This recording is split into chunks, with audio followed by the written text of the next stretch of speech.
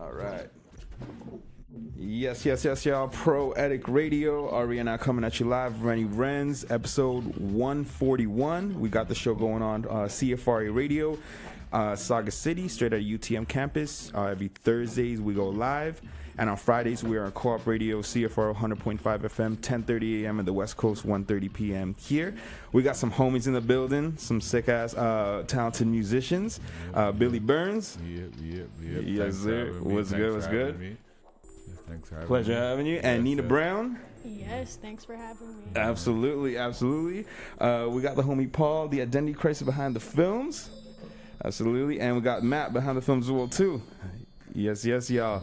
So Billy Burnz and Neena Brown, long time coming. I've been listening to your music. I've heard, first time that I heard of you guys through DJ Denise.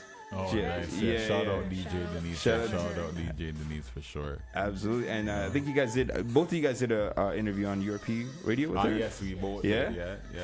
That's and blessed. sometimes they bump our music, so shout out Denise, shout out DJ Denise and everything she's doing over there. 100%. That's like straight up, like, yeah, she supports a lot of like artists and stuff. That's why. How'd you guys meet up with her? Like, how'd you come across her in the first place?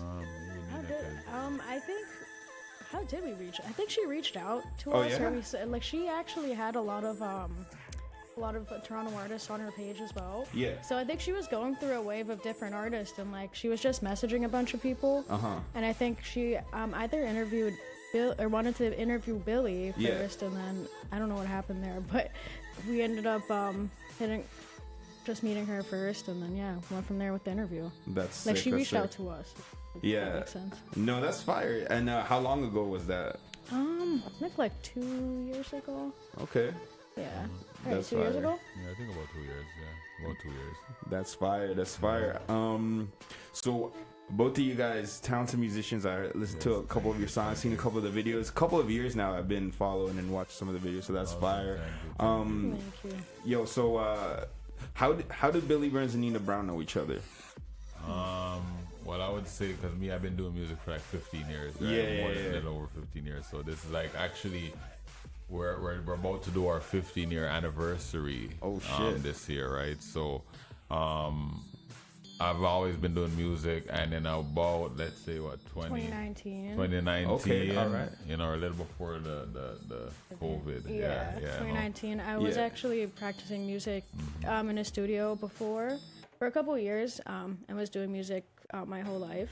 Yeah. And then I wanted one day to take music seriously, and I started looking for management and different managers, and I came across Billy Burnz, and we just went from there. And I met up with him. Next meeting we met up, I signed a contract, and that's crazy. He named me Neena Brown, and we went from there. Oh shit! You gave her the name Neena Brown? Yeah. But I named a lot of artists in this game, man. From Honey Cocaine. To, shut the fuck up, bro. Yeah, facts. Yeah, Same word. That's wild. From Honey Cocaine, Neena Brown.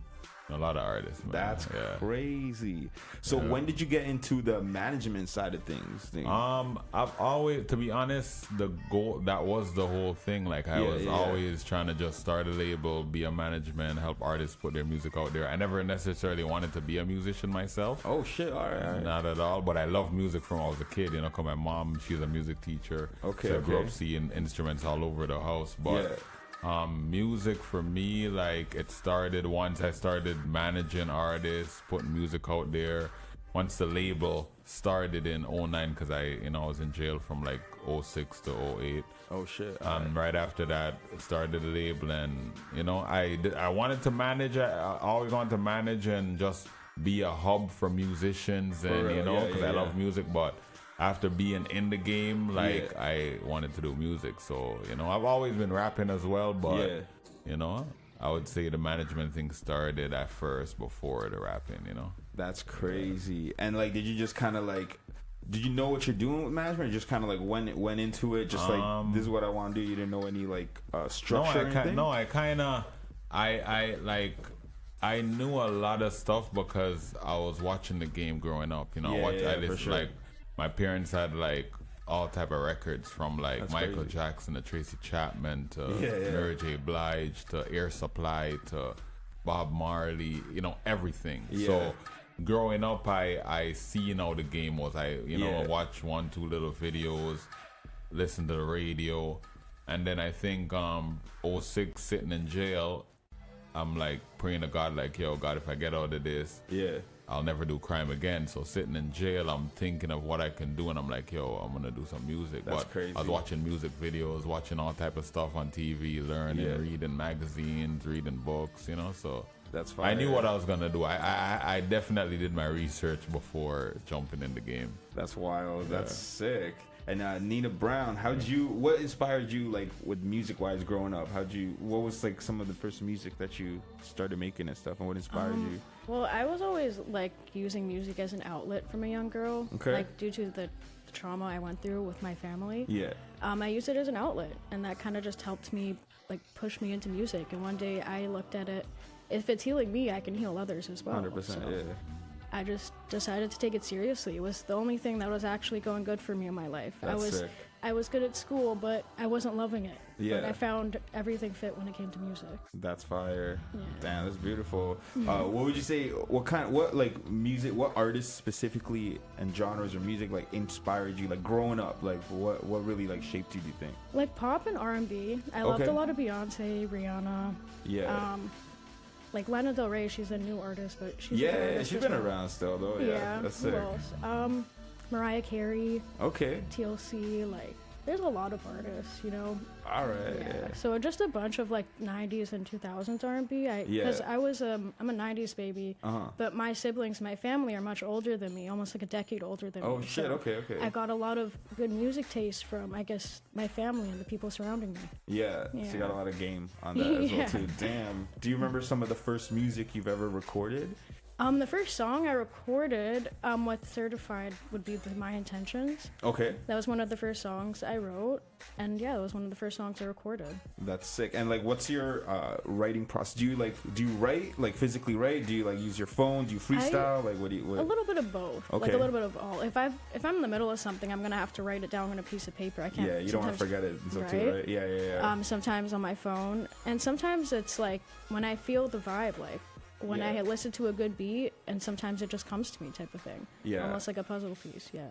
No, 100%. And what do you guys So do you find a lot of like producers and stuff mostly, or like where do you guys get beats from? Like, so some people just get like mostly online and stuff. Some people find producers. Or you guys could kind of do a little bit of both, or same kind of mix of both. We have a lot of like now we work with a lot of at Toronto producers, and then sometimes it can be a producer in the USA or just somewhere else in the world because it's an online or digital website we use sometimes. True. Like how just do on you... YouTube or BeatStars. Those BeatStars and stuff like that. So when you find them, you just kind of like. There's no specific way, like you just like you don't. Well, no, I have like a vibe in my head. So say if today I wanted to write a song about my mom and I didn't like my childhood or this part of my childhood, I'll search for a song on BeatStars. Maybe I know a producer or I know the type of beat I might want to use, and I'll just search it and I'll just go through it, and you just vibe it out, right? Yeah. And to even add to what Neena's saying, like for production, like I try to do in-house or work with producers that we kind of have a relationship with. So like people like Game Theory Productions, Dopa Beats, and reason I call those guys out because when it comes to production, even if I hear a beat I like or she hears a beat she likes and it's maybe online or something and maybe we're not able to get that beat, like they're that good where they could remake a beat for us, or they could give us a whole different vibe and be like, okay, that's the vibe we're going for, what about this? And then you know what I mean? So me, I like to work with producers, or as a team we work with producers more like that know our sound. Yeah, that know our sound and kind of like it's not a specific. We don't like, just like what Neil was saying. Like I don't. Well, me personally too. I don't really look for.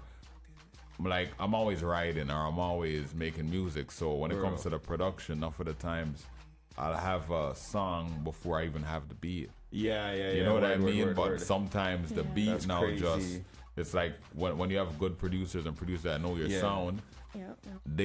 The beats will just automatically match 100%. Because you know what I mean, and that's why we work with like certain type of producers. You know, we don't, crazy. Which we do get beats sent to us like every day though. But, Yo, that's another level of talent. Like Dr. Dre and like Eminem, like some of them, like they have songs that he had the lyrics first, and then Dre and a lot of producers could even tell you, but with me and even Neena could tell you, I kind of co-produce or executive produce most of my beats, or most of the beats that I'm on, or it's a vibe where if it's like I kind of help breathe life into it if it's not already what it is, right? Because remember, the beat is one thing, but it's nothing without the vocals, and the vocals is one thing, but it's nothing without the beat. So exactly. Do you know like what kind of programs like a lot of the producers and stuff that you collab with, like what do they use? Like I'm pretty sure Logic? Like FL, Logic. Even me, I'll tell you, like back okay, I'm an artist, right? But I'm like one of those jack of all trades, literally. I've made beats. I can make beats. Like I've used Reason. I could use Reason. I still have the old Reason program, even though it's discontinued. So like Fruity Loops, Reason, even down to GarageBand. You know what I mean? To me, when it comes to production or even music, it's your preference is one thing, but I might use Fruity Loops for the drums, or I know producers that might use this for the drums, then they might use another program for the synth or the sounds. And for the samples, they might use Edison or something like that. You know, you know a lot behind like the actual production. Yeah, man, I was doing stuff like when I say programs like Cool Edit, I was using programs like Cool Edit. A lot of people don't even know what that is. I don't even think I heard Cool of that Edit before. is before like Pro Tools, it's for Cubase, all that. It's like one of the most basicest original programs, like recording programs. Like that's crazy. That was like before even Fruity Loops. Cool. Paul, you ever heard of Cool Edit? Yeah. He's a music head. Cool Edit Pro, exactly. Yep. That's crazy. And that was like a free program too at one point. They made it free. It was that good, you know. Okay, what do you guys think? Like, what works for you now? Like, when it comes with like making music, putting out albums or singles or videos and stuff. What do you think? What did you find starting to like work and pop? That's like it's like a formula you can stick to nowadays. Like, a formula. See, the formula is always changing. For sure. No, 100%. But there's definitely tips and tricks you picked up from like what didn't work last time. I mean, a tip and trick I could say is just be yourself. Don't try to follow the crowd. Do what matches you. You know, tell your story, whatever that is. You fight ninjas, talk about that. If you went through something deep in your childhood, talk about that. It's really what's reflecting in your heart and your mind. Like, you know, you got to put that onto paper, put that out to the world, because there's an audience dedicated for that. Like, you don't have to just follow what's hot, what's mainstream. Mainstream became mainstream because someone was original enough to make it a sound. So you can make something else mainstream. You make something else really popular. You can start the trends. You can make the trends. 100%. And a lot of people forget that as artists, we are the ones that make the trends. You know 100%. What I mean? So whatever you do is going to become popular. Whatever you... It really depends, and it's sad that we have like that's why I respect guys like you guys and appreciate you know CFRE and stuff, because and Denise and all that, because you guys still love music. 100%. This game is so different now, where it went from loving the music to who has the most numbers or who has the most this, and and none of that really matters except like what Neena was just saying about make what you feel, what 100%. Makes feels good. Because enough of the songs we listen to up to today, the 20-year-old Michael Jackson songs that everybody loves up to today, he was making that of how he was feeling at that time, and we could still play it right now. And like you said, like they start a trend, right? Like a trend is only it started because nobody else is doing it, and then it pops off because that one person or that group of people is doing it, and then everybody's like, oh, these guys are in their own element or whatever. Do it. And then it becomes a worldwide. And now they have people that try to create the trend. You know, they pay to create a trend. It's nothing, but it's because of a whole bunch of people now are talking about it or doing it. It becomes something now. Enough of the times we get the negative trends and all that, right? And music and no one cares about the art no more. It's about, you know, who has the most people that ops or you know, for sure. Yo, speaking of all of that stuff, like, what do you think about Toronto rap scene in general? Like, you've been in the game for a minute, so like, what are your thoughts on all of it in the sense of like, you know, talent wise, the crabs in the bucket mentality sort of thing, just like all of that. Like, what do you really think? How do you, like, you know, just observing wise, what do you think? To be honest, like, yeah, like I feel like we do have that crab in the bucket mentality in the city, and the city's very talented though. I could say that. The city's talented, everybody, there's a lot of, but I hear like Ebro and a lot of people have been saying lately that Toronto don't really have a sound, right? That's wild though. It's not cap, but I know what you're not trying true. to say. It's not true fully, but it's not fully cap either, because Toronto, we're a multicultural city, so the Caribbean, the whatever cultures are around, that's what happens. But the music is nothing like that. The music is like U.S. We're following 100%. U.S. The drill culture is famous in the U.S. Now everybody here in Canada wants to be a drill artist. We are not even, like, not saying Toronto don't have shootings, stuff don't happen in the city. A lot of stuff happen in the city, but it's all because of everybody trying to fake the funk. Everybody trying to be somebody else. No one's trying to be themselves no more. Because Toronto has never been like that. We have beef with this street and you can't walk to that street. And it's never been like that. But now it's becoming like that because drill culture in America is famous. So we have these guys here that want to follow that and then think that's original. So I kind of agree. It's not original, man. It's not original at all. But there is originality, like Cardinal. When Cardinal came with the Bacardi slang, and certain things like that. What Bacardi slang? Like, remember when the track what was the track the track. Remember Cardinal Official when he dropped the Bacardi slang, like literally track? The rum Bacardi kind of thing. No. Remember this? My bad. Remember you don't know the song. Like I know Cardinal. Yeah. But remember that song that he came up with. What I'm saying is that's the most closest to Toronto, in a sense. Obviously, it's different dialect now, and we're way different. But what I'm saying is, compared to what's going on now, that sound was more Toronto than what Toronto is becoming right now. Also, I think. I feel like because you're saying like because he unified it and put it on one platform for the whole world. It's like, oh, that's Toronto, but now it's like different like that. Like he's saying, he spoke for the whole entire city. When I said we say you don't know, like the way he's breaking it down, how we talk as Canadians, and because there's a Jamaican and there's a Guyanese and then there's also Russian culture, then there's also Spanish culture, there's everything. 100%.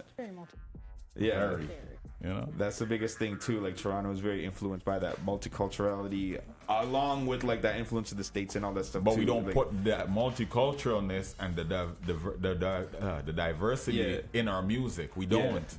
No. We don't. Think about it. Which song? Not like even Drake. Drake. Like he'll use certain terms. Sure. And he'll bring lights to certain terms, but. Where in Toronto do they really like? Which song, which artist is telling you what's really going on in Toronto? Yeah. Not much, you know. Not for sure. Not saying no one's doing it, because there is. But, you know.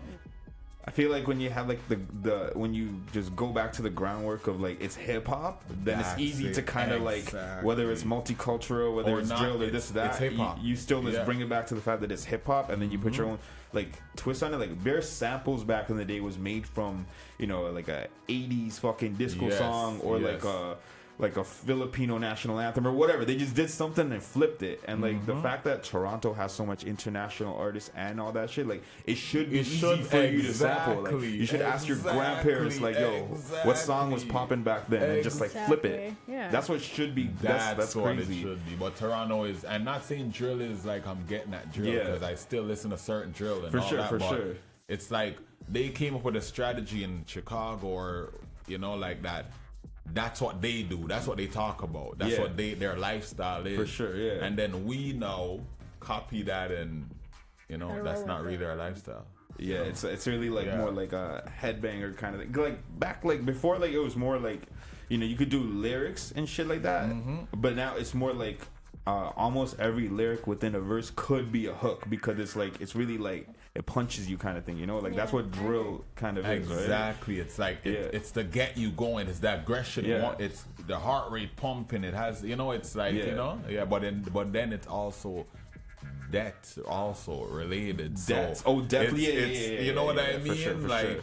It's like you're high on like wanting to see someone die, or you're high on wanting to see some harm come to that person, whether it be through your words, which sometimes the words speak it into existence. Because a lot of these drill artists now, which is not a topic, but they're all dying now because of the whole. What it is, though. They're speaking it into existence. You know, it's music, it's words, power, sound, right? So you know. Nah, that's what I'm saying. You got to be careful out here, especially like.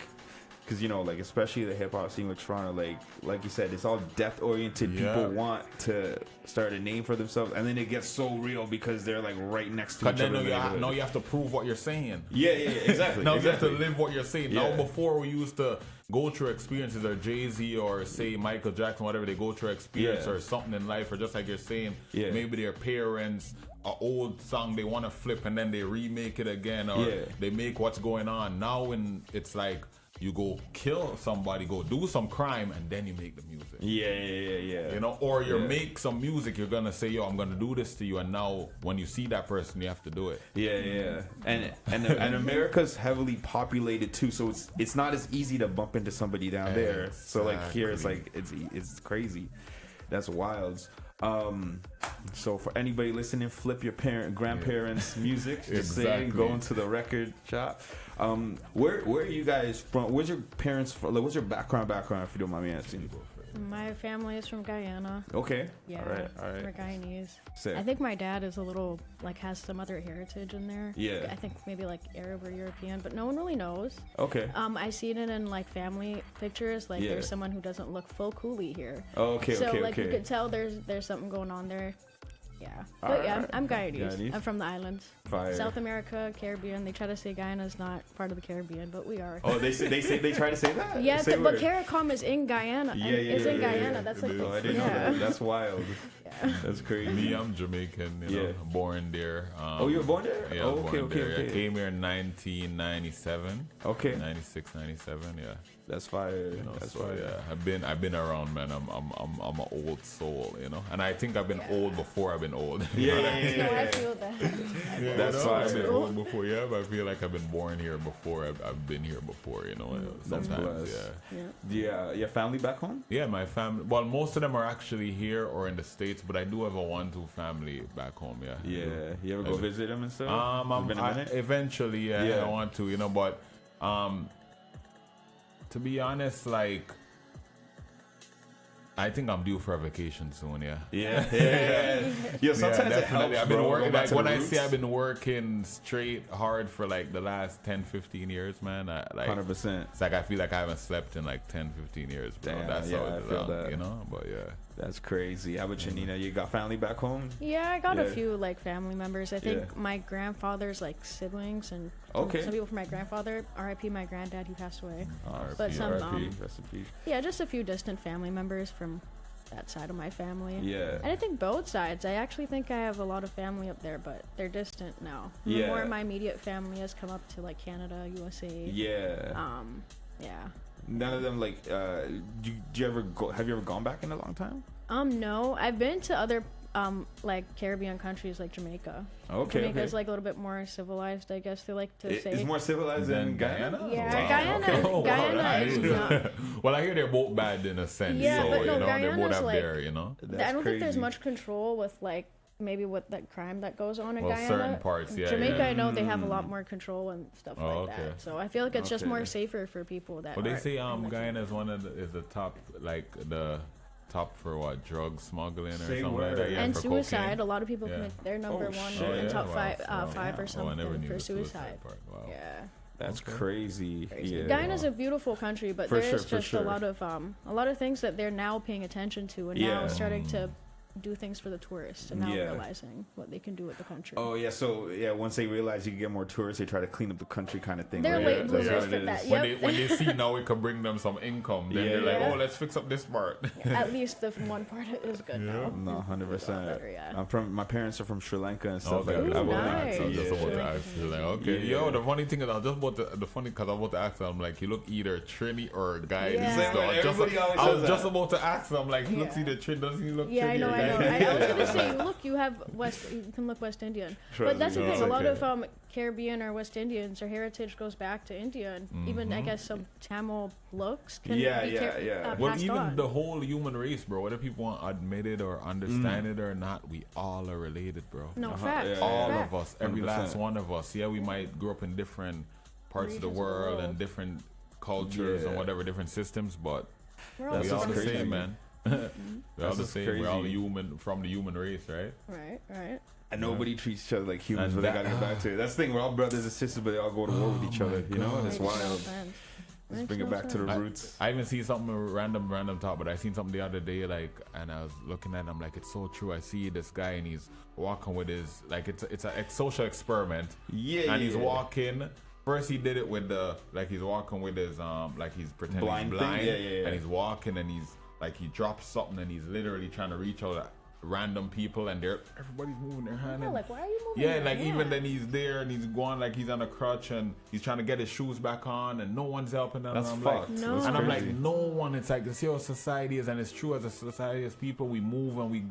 Every day we're so fast moving and we don't see the next person beside us. We don't trust me. You know, man. The world's crazy now, man. A lot of people need help in this world. Yeah, 100%. Like I think like that sometimes. Like sometimes, like you know, you see those videos of social experiments, and then in your head like, I'd help.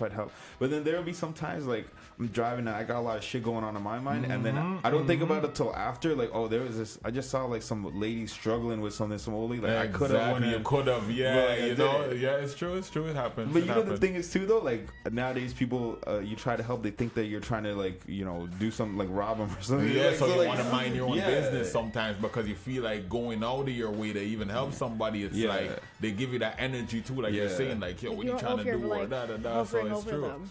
They try to move like you're hovering over them. Exactly. Yeah, realistically, people just need to ease up and just gotta be a little bit kinder and shit like that. That's crazy. Of course. With that being said, like what kind of within your music, what kind of like message do you feel like? What are you trying to say to the world? Like, you know what I mean? Like everybody's got like their own. Like you were saying, you want to share something with the world, like all the stuff you go through and stuff like that. What do you think are like the pinnacles, like the most important things you want to kind of bring out to the world that helps you in the end of the day too, right? But like it kind of like you could share with the world kind of thing. Like what do you think your music's doing? I feel like my main message with music is to just own you, just be yourself, and like whatever your story is, like just tell that. Yeah. I want people to feel as happy and strong in their own self, and not to feel like they have to be like anyone else except for themselves. Facts. Yeah. That's sick. I feel like, and this might sound cliche and corny, but I've always said this. I feel like my music or music in general, I want to change the world, bro. Facts. That's it. Because I feel like music had changed my life as a kid growing up. So I know music has the power to change the world. Yeah. You know, like. We see what songs like "We Are the World" and certain songs did at certain points. So I feel like my music, that's what I wanted to do, change the world for the better. Because I feel like we're heading down a society now where for us to get to that next level or the higher consciousness, we gotta forget the little lower self stuff, which like the petty stuff, like the envy, the grudge, like all these negative things, you know them.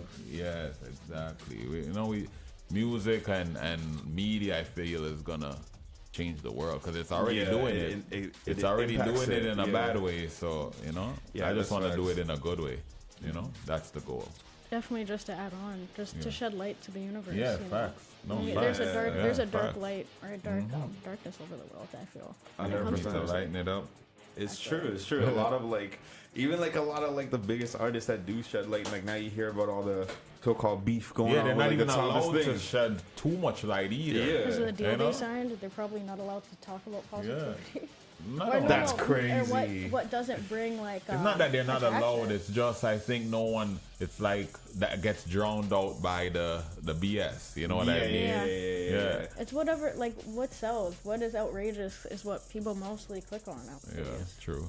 So I know what you're asking about the thing. I know you're gonna ask about a Kendrick and Drake, right? So I wasn't gonna. I like to not say the words. I just what I'm talking about, right? I'm not trying to ask about that. I'm not trying to dilute this whole thing with like things that everybody's talking about. I have mixed feelings for it both ways though, because I feel like I feel like lyrically speaking, yeah, he definitely did his thing. He won. Yeah. But like I feel like it showed us something though in music though. It showed us that as much as Drake, because as much as like me and I'm from Toronto, so I'm supposed to say it. Drake is the best. Drake, he can't do no wrong. But that's not really it for me. Like I feel like Drake is very good, very talented, but we all forget that. I know this is Drake or anybody, but we all forget he's an actor. Yeah. And if you give somebody a script and they're a good actor, they're gonna play that script well. They're gonna be the best that they're gonna be. And he's done that for a while. But Kendrick and I don't know why everybody else is dissing him, but I think Kendrick from day one when he with the control verse when he was going at everybody, his whole thing is music. We're gonna bring it back to the lyrics, to the word, to like what he's a like, genius with it.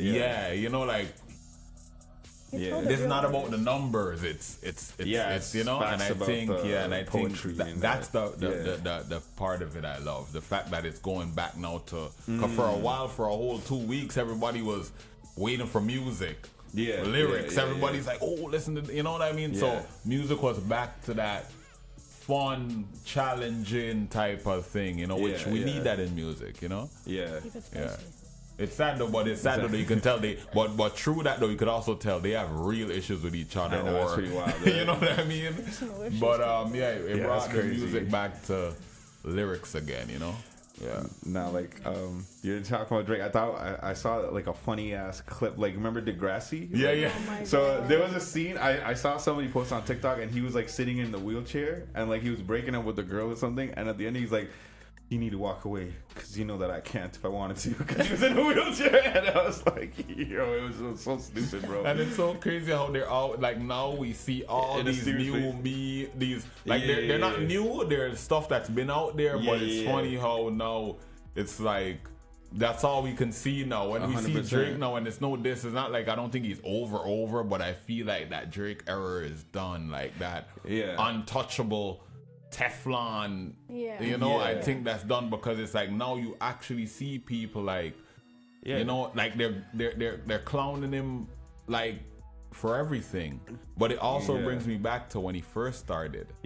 Remember when he first started, that's how it was. Everybody, no one really was like, you know, and then when he started getting the you know the feature, a certain look. Then now everybody's like, what the fuck? Because they're like, yo, Toronto rapper with like. But now Kanye, it's like, back to what it was before in a sense, you know. And 5 a.m. in Toronto was sick, and like the what's the other? If you're reading this it's too late. Like there's barely like tracks on that. Like, I think right now he needs to really just spread it now, spread the fame. Meaning, there's so much you could do now. 100%.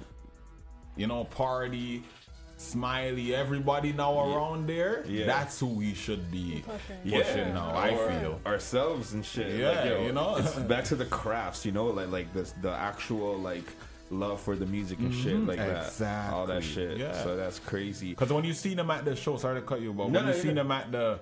When I seen them at the show with Nelly and remember when they had the Toronto show like last year or something, I think something like that. And he brought Nelly out with Nelly Furtado, Cardinal, Fat Joe. Fat Joe, is that the one? I think so. Yeah, he brought all the Toronto people out. Oh, remember? Okay, that's sick. The one he brought all the Toronto like. That, to me, that was I see them in his most realist element. I think like his love for music. You can tell he loves music, and that's crazy. That's when I was like, you know what? That's what maybe he needs to be doing too. Put out some people, man. Just you know what I mean. Put that same machine that's behind you. 100%. Put it behind the team. You know. That's That's crazy. Like you know what's crazy? Like when it comes to like making albums and stuff, right? Like you guys both, I've seen both of your guys' albums. So like from start to finish, like you know, everybody has different types of tracks, right? Like you got like the you know tracks like for girls, tracks for the streets, tracks for your bop, tracks when you're smoking, tracks when you're drinking. Do you guys ever do those? Remember those like interludes that people used to have on albums? Like yes, I still do them. Yeah, like that's intros. Crazy. I do a 1-2. Sometimes maybe I do an intro and an outro, but I still do them. You know some people use like movie clips and shit like that. Like you guys have any movies that really speak out to you that you would like use like a sick, like, 20-30 second like clip from that, like things that I've done it so much times. I've done it a million times, from Scarface to Set It Off. Okay. You know, that's like, you know, to Precious. Yeah, to Precious. Yeah, when the exactly. mom We was used for dissing. your album. Yeah, we use Precious. You know, cause me, my music. That's the thing, man. My music comes from the life I live, the movies I watch. That's why, You know, like that's literally. I can't make music off nothing unless it's about me or someone around me or what I've actually lived or been through. So, you know, So movies always, especially if a movie resonate with me, because maybe I can't relate to everything in it, but there's certain things in it that I relate to. I'll definitely take that and put that up in, you know. But Scarface, you know, I've done that so much times. I've tried to use the sample, make beats, like all type of things, like, you know, it's That's good. Sorry, I was just trying to. Sometimes I gotta make sure that. Okay. That's crazy. And you're saying Precious? Is that an album? No, Precious. You know the movie Precious with Queen Latifah. Okay. What's the girl's name? Was it Queen Latifah? You mean Monique? Monique, sorry. Yeah, Monique. Okay. Monique and I forgot that big girl. What's her name? The dark skinned girl. She dark skinned, but she played Precious. Yeah. Okay. Yeah, I think I and know her what you're mom talking was about too. basically like, it's the part where the mother was actually like verbally abusing her daughter because who raped? Did someone rape the daughter? Yeah, I think the mother's father, the mother's boyfriend molested the daughter, got her pregnant. Yeah. Yeah. And she was just saying Precious. Remember, she stole the bag of chicken. You know, that's what chicken around with it. But you're like, that movie when she stole the chicken and ran with it. Yeah, for Neena's album, it's Beauty Shows No Pain, right? Yeah. Neena's second album, the intro, we used that snippet of when her mom was yelling at her and telling her she ain't gonna be nothing and that. You know? That's because Neena could kind of relate. I love shit like that. That's why Neena could kind of relate to that because you know she could tell you. You know, my mom, like, she wasn't entirely supportive with my path of music. And even with me opening up and telling her about what my brother did to me as a young girl, she wasn't accepting of that either. She kind of just neglected that part of me and wanted to tell the story that I'm kind of the crazy person and I'm just doing a bunch of drugs. You know, that's some parents, they just are evil like that, I feel. That's crazy. And you made it through, though. Like, you just being positive and stuff like that. Of course. I mean, my whole life I felt like I've kind of had to learn how to stand on my own, too, in a way, because my mom and dad weren't entirely supportive in that sense. They supported me, but when it came to real stuff like that, I had to really figure my shit out. Facts. Yeah.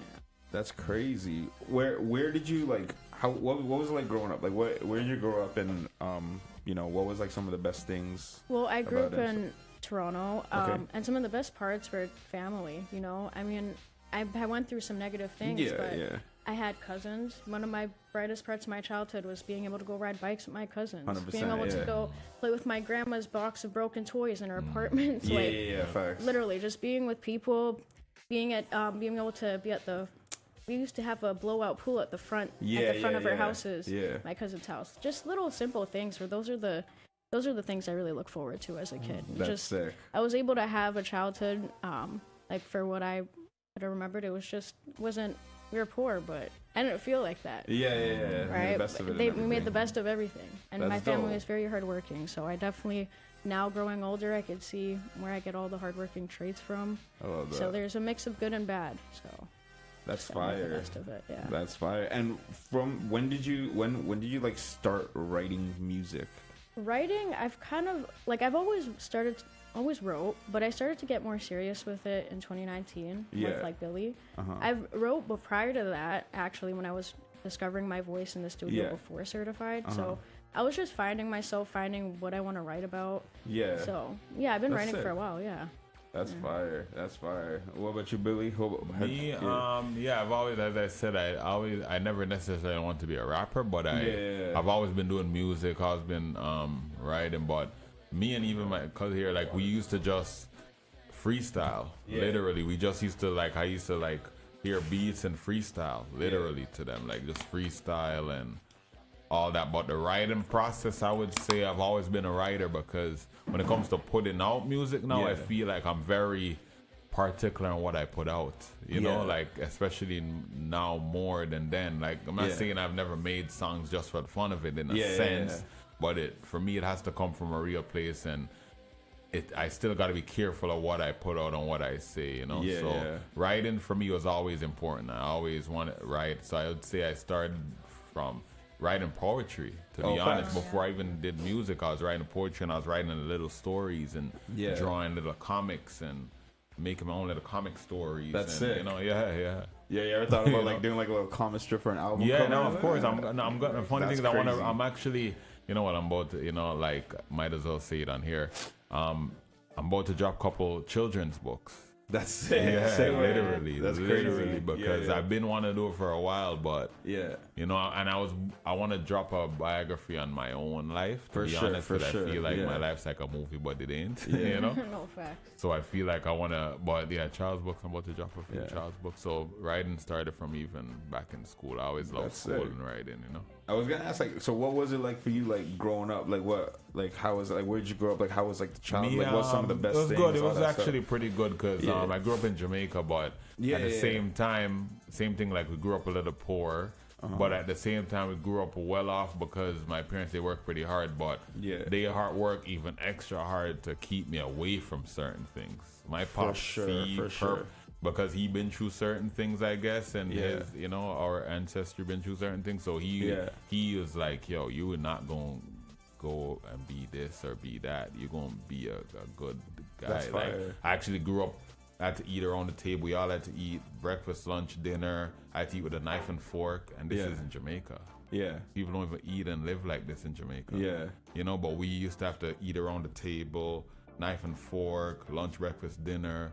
It was structure. I couldn't just go turn on the TV and watch what I wanted to watch. I couldn't go chill with the friends next door. I couldn't. No, we have to. It's a family thing. It's a team thing. We gotta talk about it. We gotta figure why you're going over there. We gotta figure. It was structured, and I feel. And when I was growing up, I was kind of like it's weird, because you know, you go to school and everybody's buying lunch and you have your own lunch. You know, you have to bring your own lunch.